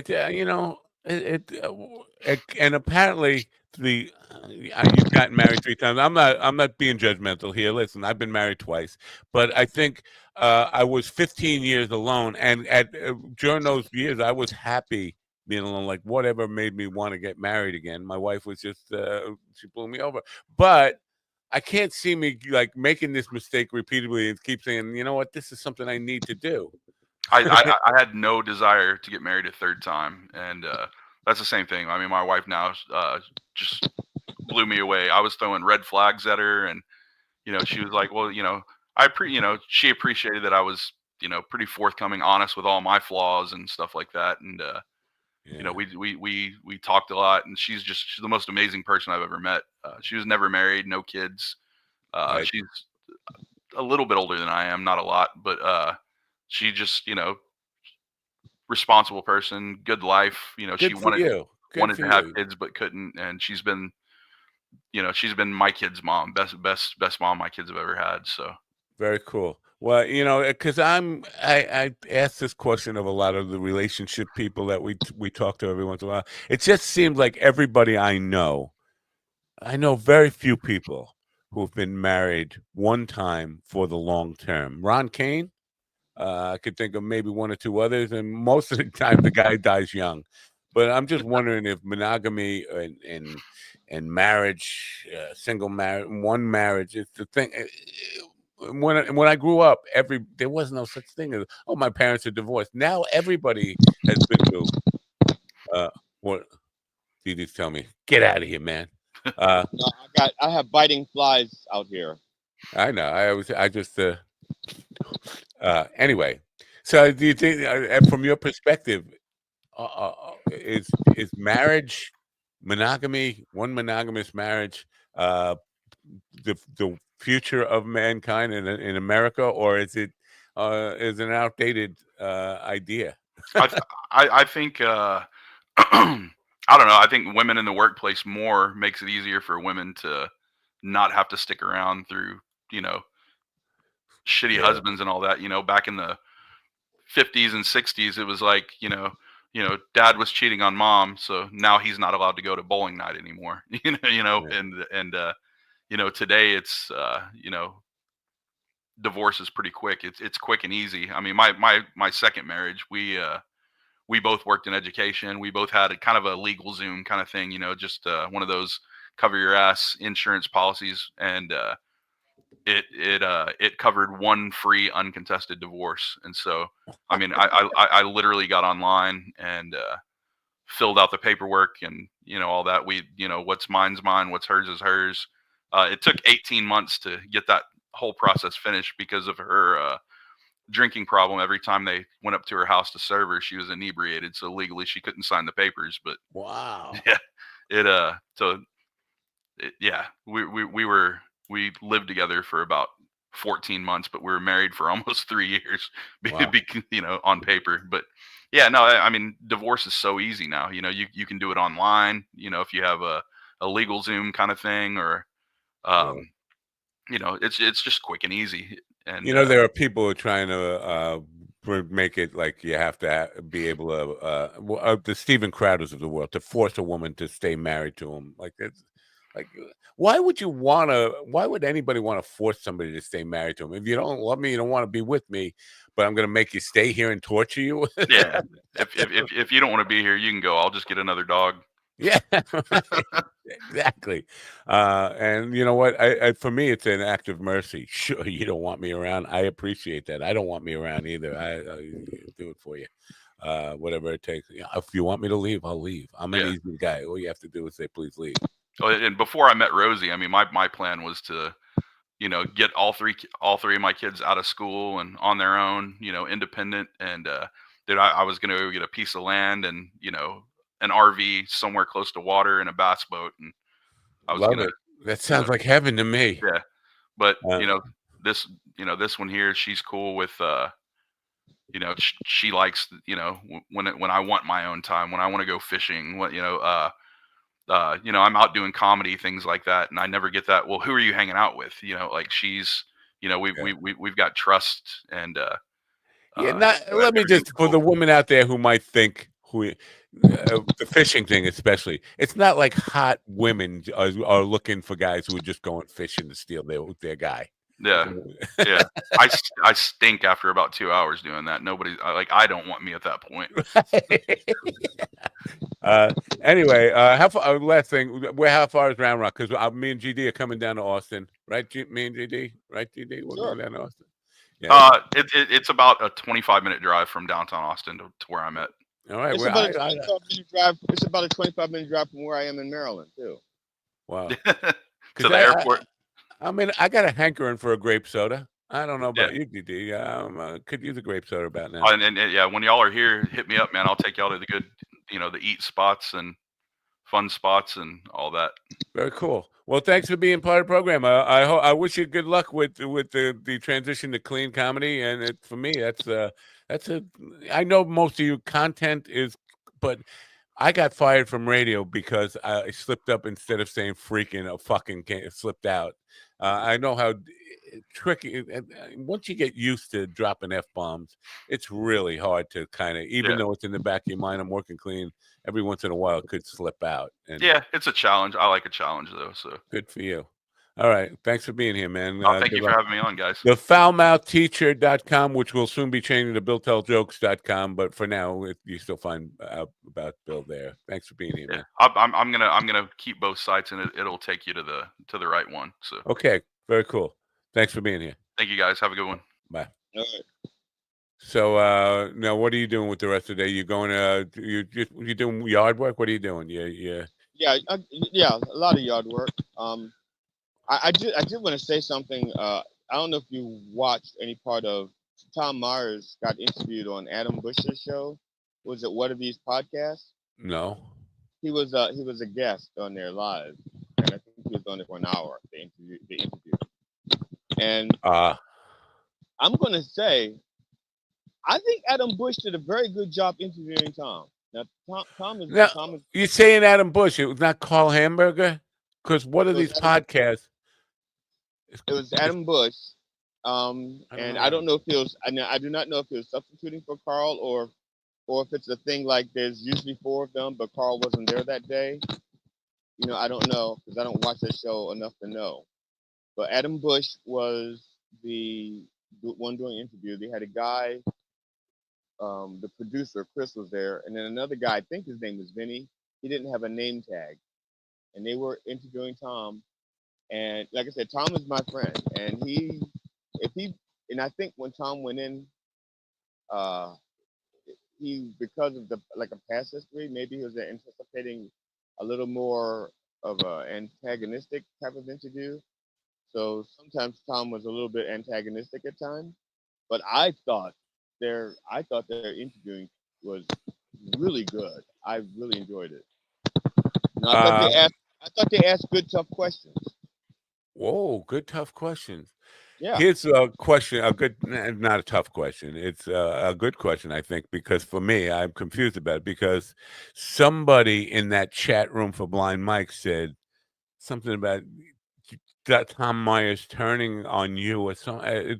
It was like even Tom Myers doesn't. Again, it's his troll in the chat room. So, but they were saying that Tom Myers and you were not on steady ground, or like you guys weren't like it. But you saying Tom Myers is my friend. That person just talking shit, making shit up, or was there a problem between you and Tom at some point in recent? There's never been a problem between Tom and I. Even if we disagreed about something, we've never had a problem. Like I said, because we used to work together on Politipod. Here's the closest thing we've ever had to an issue. The first time not the first time, the second time Tom had an idea for a funeral for when Herman Cain died, and Tom had written his script for it. And I told him if he wanted the Reverend to do the sermon, to do it. And I explained to him, and I said, well, the Reverend doesn't speak in that voice. And so I said, but what I'll do is all of the insults that you have about Herman Cain, I will make them like toward the end when people read cards that people send in to a funeral. It's like, best, sorry for your loss, blah, blah, blah. I said, I will read them in that same tone. And I will read all of the insults. So like it says, here's such and such from so and so.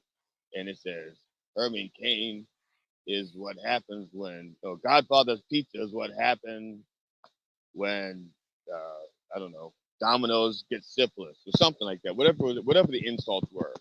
And so we worked it out, and that's it. We've never had any problem because Tom and I both have the same opinion about comedy.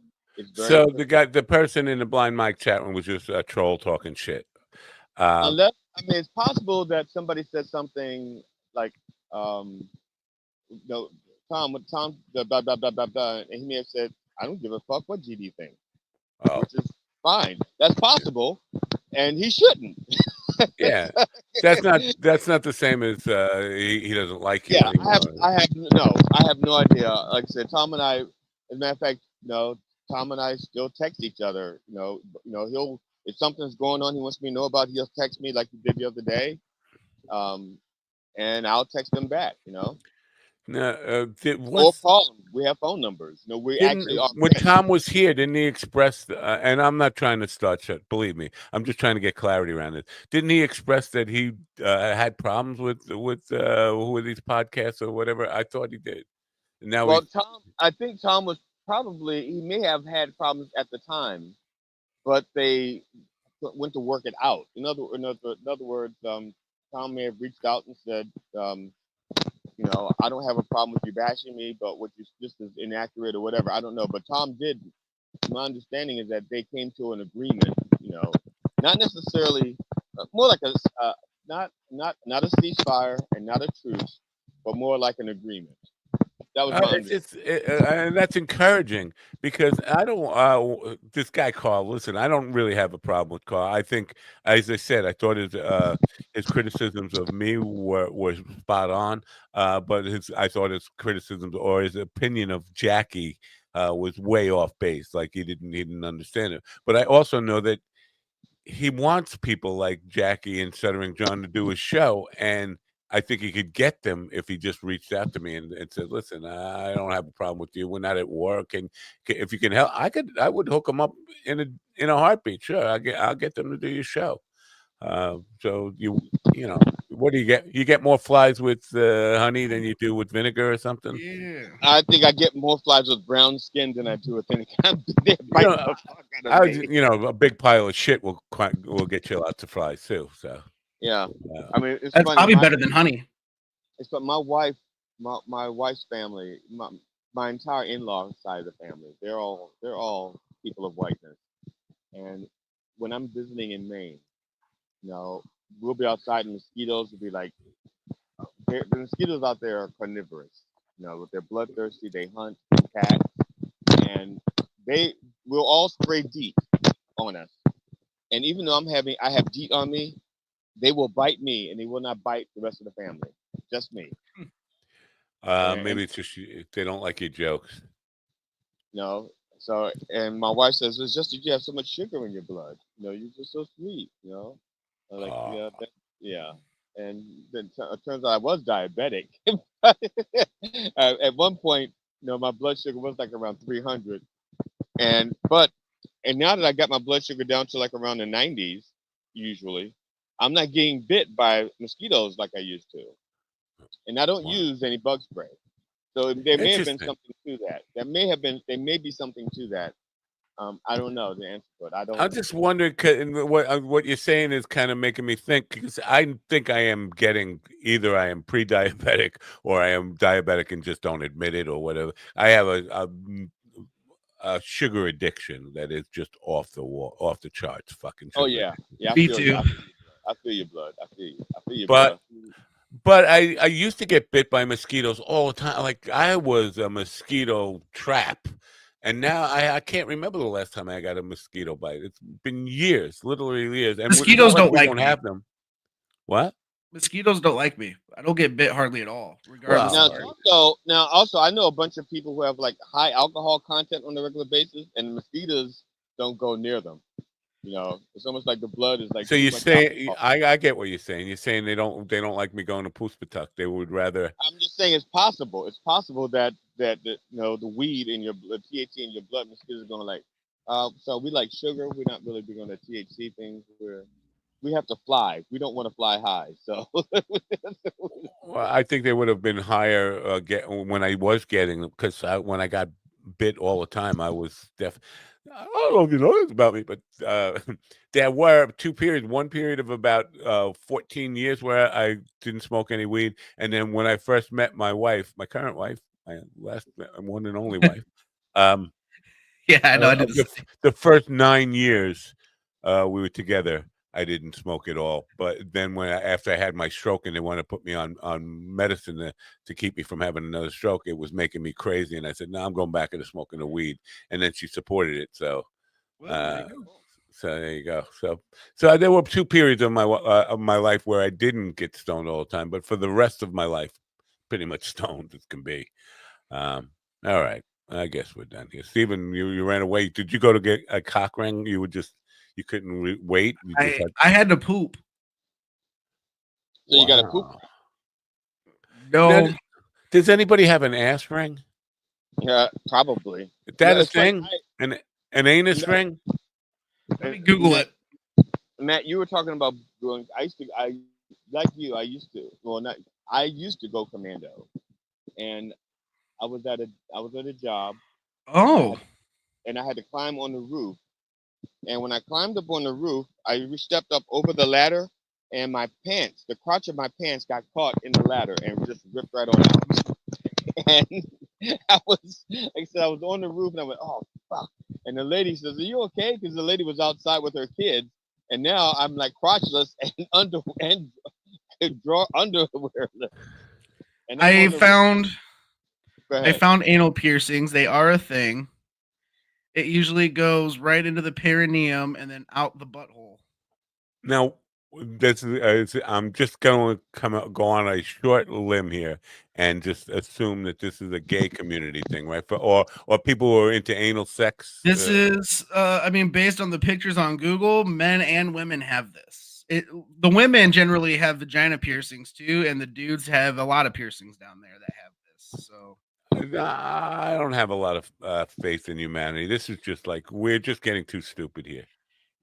Yeah. This thing never happened, say 100 years ago. Nobody ever had any of these. Well, I don't know what they did in Africa, but that's Africa, and it's and I appreciate it, and I thought it was going to stay there. I know they had a lot of different piercings in African culture, but penis and ass. a penis and ass I don't know. piercing? Look, I have not. Look, I'm only 54% Bantu, and so there's like I am 36. I am 46% ignorant of my people. Starting with their penises. If there's any kind of indication that humanity is doomed, it's piercings in your penis and your anus. I'm sorry. There's no need for this, people. Let's just take a step back. All right, take a step back. I have a 4 CD set of music. It's called Global Celebrations, I believe that's what it's called. And one of the songs in there is called The Celebration of Circumcision. And it's currently the music that they play when the 13-year-olds get circumcised, because that's when they get circumcised, about the age 13 at that, and they stand around the fire and they get circumcised, and that's the music that they sing and dance and play when the people are getting circumcised. They did not play that when I got circumcised. They started doing it to infants because they could not run away. Because listen, if I'm 13 years old and somebody's telling me we're gonna cut some skin off your dick, I'm like, I'm a runaway. I'll see you. Well, the thing is, that's supposed to be like the thing of manhood. That's the thing about manhood, right?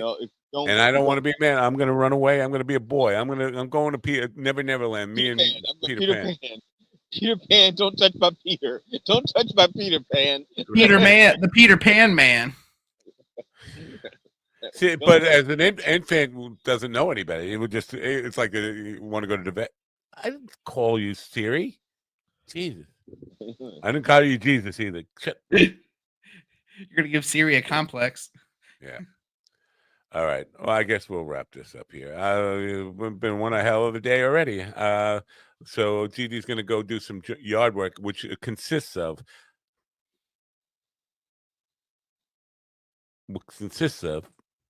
what is the yard work? I mean, I didn't know you wanted me to finish the sentence. I honestly thought you was going to play the music or something. No. Like, are you chopping down trees? Are you planting? What? Building a fence? What? A deck? What are you doing?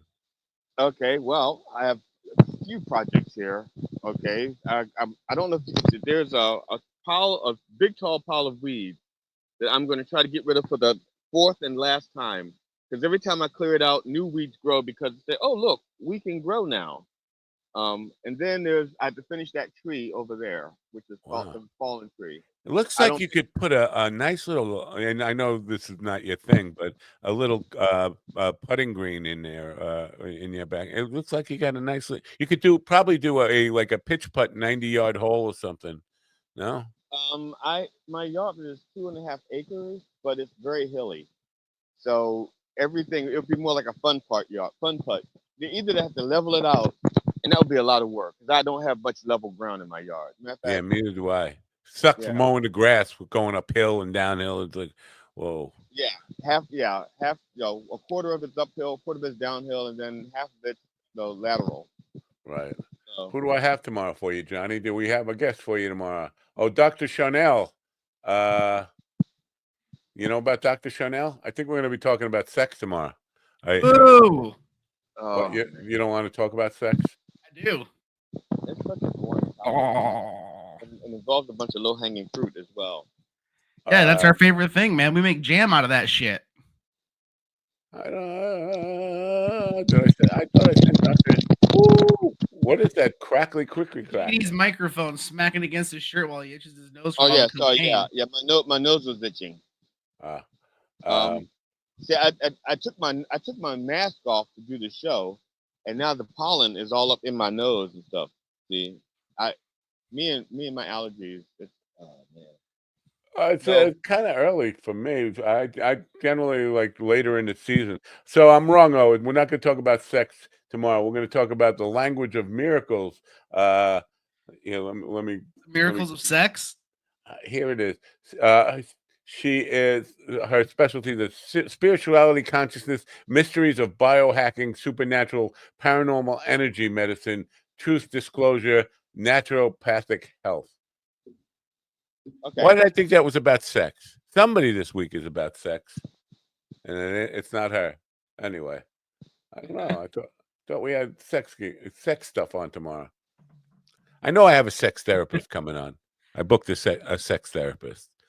And that's always interesting because you have to go with your partner and talk in graphic terms to a stranger about what you do in bed. So you take your hand, and be like, okay, here you go. Hand. The doctor wants to know about our relationship, and then hand goes, I don't like. Yeah, I don't like the fact that you cheat on me with the other hand sometimes. You do? See, I do. Matthews and Johnson say that's impossible. He's a fucking liar because I can do it too. That's not a thing. Yeah, I But think we're gonna. I don't then really. again, I'm ambidextrous anyway. So since I'm ambidextrous, I'm not a good. See, if you were a chick, I would ask you to prove it, and I have asked chicks to prove it because, and even if we count Kelly as a chick, but she was saying that she can make herself come with either hand, and I dared her to prove it, and then we haven't heard from her again. That would be good for ratings. Not you doing it. That would not be good for ratings. That would be the end of anybody watching the show at all. But I would like to see a woman who thinks they can get themselves off with either hand actually do it on camera. You don't have to show. I mean, it could all be down here, right? I'm sure there's a Pornhub video, buddy. A Pornhub video of a woman saying, I'm right-handed, but I'm going to do it with my left hand. Mm-hmm. You sure there's that? I'll Google it right now. Google it right now. And I don't think there is. Because Google doesn't care about fact-checking or any of that kind of stuff. Google, I mean, Pornhub, it's just get your rocks off, Charlie. Right? Yep, found it. Found what? Read the description if you can. Let's see. Cute, sexy blonde proves she's ambidextrous to masturbate. Stunning lady enjoys long and sensual masturbation using both hands. There's a whole category of ambidextrous porno. I'm not sure that that's ambidextrous. If the person is ambidextrous, that's what I'm saying. If they're and then maybe I think what Matt is asking is that if a person is right-handed, not ambidextrous, can they do it with their non-dominant hand? Yeah, that's what the Masters and Johnson's claim was, that if a person is whatever dominant hand, they can't do it with their non-dominant hand. And I don't know the answer to that because I'm ambidextrous. So even if I tried to, even if I can was part of that experiment, I would be invalid. I mean, I'm chronically right-handed, but I can definitely use my left hand and still. You say you can. I can write left-handed and right-handed. I can. Can you play guitar left-handed? I never tried. No. Well, I take that back. I don't know. I have done it I have played bass the other way, but I haven't tried guitar because there's too many strings to redo, and I was being lazy. And it was just I was given an opportunity to play a left-handed bass for a song or two. See, I would have to try it. If I was ambidextrous, I would have to pick up a left-handed guitar. I'd find they're not like they're all that rare anymore. There's lots of them now. I'd find somebody. Just let me give it a shot. I want to see what it feels like. Not necessarily you have to change the strings on your guitar or neck. Yeah. And all. So that's a lot of work. But I was just sitting in, and the bass player happened to be left-handed, and it was the left-handed bass and fretless. So I said, okay. I can say without a doubt that I am right-handed because if I have tried to play left-handed, and it's just like, what is wrong with this fucking idiot? The left hand does not. It just doesn't do chords. And I'm going to tell you now, just the problem I had in the beginning, and it took me a while to adjust, was I kept looking for the strings in the same place. So I kept looking for the E to be at the top I kept looking for the E to be down here because like that. It's just like they flipped it over and now it's instead of the EADG, it's like EADG. And so I kept doing and it took me a while. The ear, it kept bothering me. Like, no, stop it.